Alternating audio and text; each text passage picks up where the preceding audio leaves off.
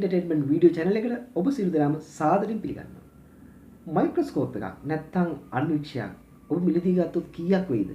රුපියල් 15000ක් 20000ක් සමහරට ඊටත් වඩා වැඩි වෙයි. ඔබගේ මේ ස්මාර්ට් ජංගම දුරකථනය මයික්‍රොස්කෝප් එකක් බවට පරිවර්තනය කරන්න පුළුවන්. ඒක විශ්මයජනකයි නේද? ඔව් ඒක විශ්මයජනකයි. ඒ වගේම අපි හදාගෙන මයික්‍රොස්කෝප් එකෙන් මේ ෆෝන් එක භාවිත කරලා හදන මයික්‍රොස්කෝප් එකේ යම්කිසි වස්තුවක් 500 ගුණයක් විශාල කරලා බලන්න පුළුවන් නම් ඒක විශ්මයජනක නේද? ඔව් ඒක විශ්මයජනකයි. අපි බලමු කොහොමද එහෙම ප්‍රබල මයික්‍රොස්කෝප් එකක් හදාගන්නේ කියලා මේ වීඩියෝ එකේ.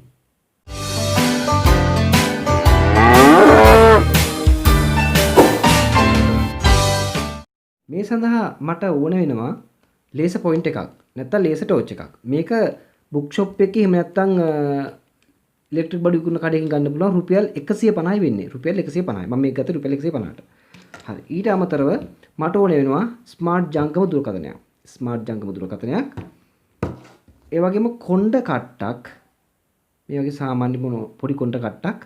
එතකොට මේ වගේ ප්ලැට් ස්ක්‍රූප්වක්. ප්ලැට් ස්ක්‍රූප්වක්. අනිවාර්යෙන් ප්ලැට් ස්ක්‍රූප්වක් විය යුතුමයි. ඊට පස්සේ ටෝච් එකක්. ටෝච් එකක්. මේ මම ගත්තේ මේ වගේ සාමාන්‍ය ටෝච් එකක්. ඊට අමතරව ඔබට කැමති ඕනම ටෝච් එකක් පාවිච්චි කරන්න පුළුවන් කිසි ප්‍රශ්නයක් නැහැ. ඊට අමතරව ගන්න පුළුවන් මේ වගේ ප්ලාස්ටික් තහඩු දෙකක්. මේ එක ප්ලාස්ටික් තහඩුවක් ටිකක් ලොකුයි. එක ප්ලාස්ටික් තහඩුවක් තරම පොඩි. මේක වැසුම් පෙත්තක් විතර පාවිච්චි කරන්නේ. මෙහෙම වැසුම් පෙත්තක් විතර මේ විදිහට පාවිච්චි කරන්න පුළුවන්. එකක් ලොකු එකක් පොඩි. පොඩි විනිත පෙර ප්ලාස්ටික් තහඩු දෙකක්.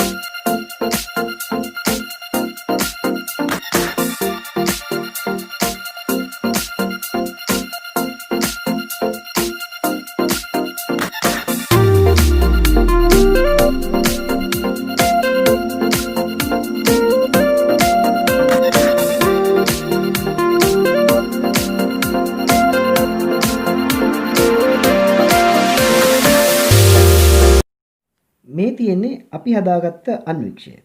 අපි බලමු මේ අන්වික්ෂය කොහොමද වැඩ කරන්නේ කියලා. ඒ කියන්නේ කුඩාම දේවල් විශාල කරලා බලන්නේ කොහොමද කියලා අපි බලමු. මම ගාව පොඩි කුප්පියක් තියෙනවා. මේ කුප්පියේ තියෙන වතුර. මේ වතුර මම ගත්තේ මගේ මාළු ටැංකියෙන්.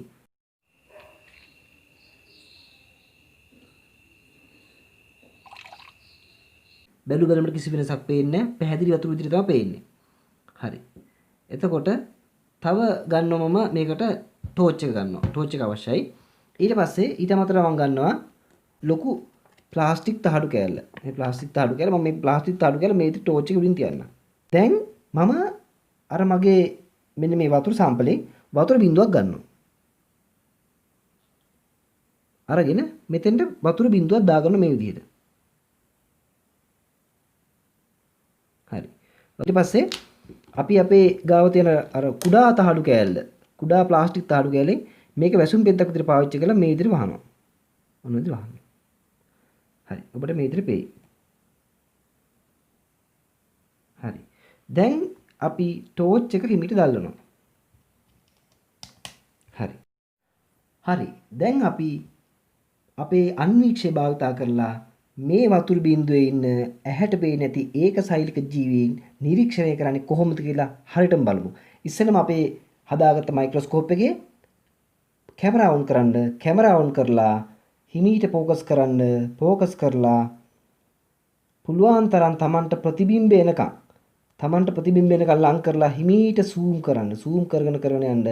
එතකොට ඔබට දැක ගන්න පුළුවන් මේක ඉන්න ඒකසෛලික ඇහැට පේන නැති චූටි සත්තු හිමින් ගමන් කරනවා පේනවා.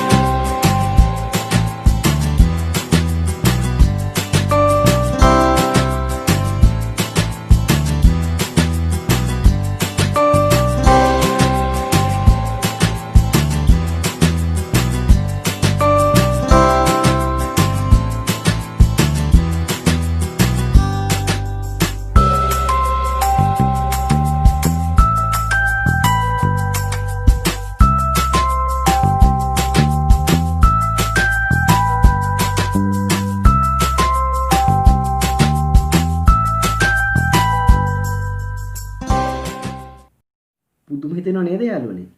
ඔබ zoom එක කරගෙන යනකොට අත සෙවීමක් සිදු නොකර හිමින් සිටි zoom එක කරගෙන යන්න. එතකොට ඔබට නිවැරදිව ප්‍රතිබිම්බය ලබා ගන්න පුළුවන් වෙයි. ඉතින් එහෙනම් ඔබ අපේ වීඩියෝ එකට කැමති නම් යමක් ඉගෙන ගත්තා නම් අපිව subscribe කරන්න අමතක කරන්න එපා. ඒ වගේම පහළින් තියෙන bell button එක click කරන්න. එවිට කාටත් කලින් අපි දාන වීඩියෝ එකක් ඔබට දැක බලා ගන්න පුළුවන් වෙයි. ඔබට සුබර දවසක්.